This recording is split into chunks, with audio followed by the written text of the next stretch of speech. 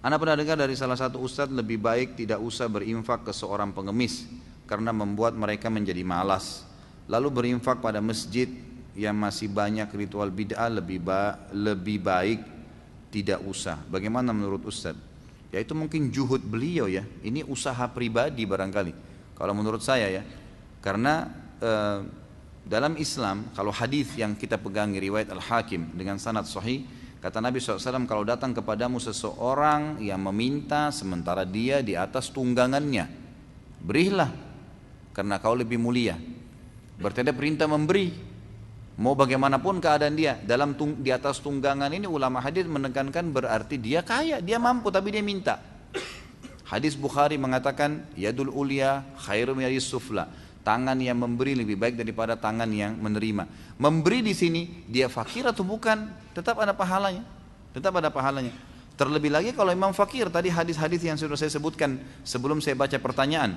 Bagaimana Nabi SAW memotivasi para sahabat disuruh sedekah walaupun dia punya satu kurma bagi dua. Kalau ada orang susah bagi dua, kasih, gitu kan? Sampai-sampai kalau dia cuma punya satu butir kurma disuruh bagi dua, kasih orang susah kalau dia lihat, gitu kan? Seperti itu motivasi dalam agama. Kalau ada perkataan seorang ustadz, dia mengatakan bahwasanya tidak usah memberi karena melatih pengemis untuk terbiasa. Dari mana dia punya jaminan si fakir yang sedang minta itu, yang mengemis itu memang bisa bekerja? Bukankah sekarang, saya tanya ikhwani, bukankah sekarang banyak sarjana menganggur? Bukankah banyak orang yang fisiknya masih sehat mau bekerja jadi pembantu rumah tangga nggak diterima? Banyak sekali, gitu kan?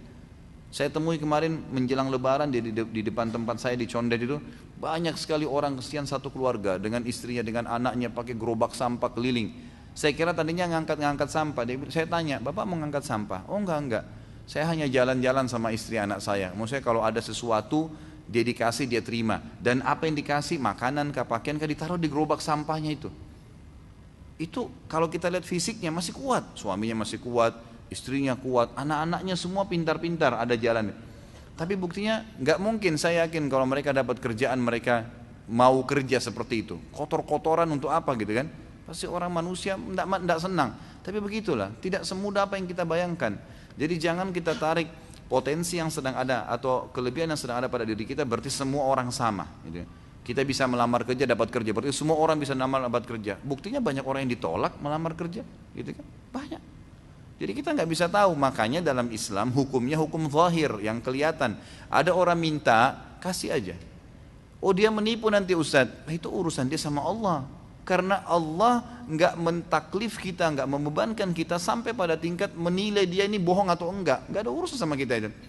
Saya sudah pernah kasih contoh. Sekarang di majelis kita ini tiba-tiba ada orang datang bawa proposal masjid. Nih, masjid butuh 100 juta. Kita nyumbang semua. Sebulan kemudian kita tahu orangnya nipu, nggak mau masjid. Kita rugi? Demi Allah enggak, sama sekali enggak. Kita tetap dapat pahala sesuai dengan niat kita mau masjid. Allah akan kasih itu. Dianya dihukum karena menipunya, gitu kan? Jadi enggak ada celah kita temukan untuk tidak memberi orang. Allahu a'lam.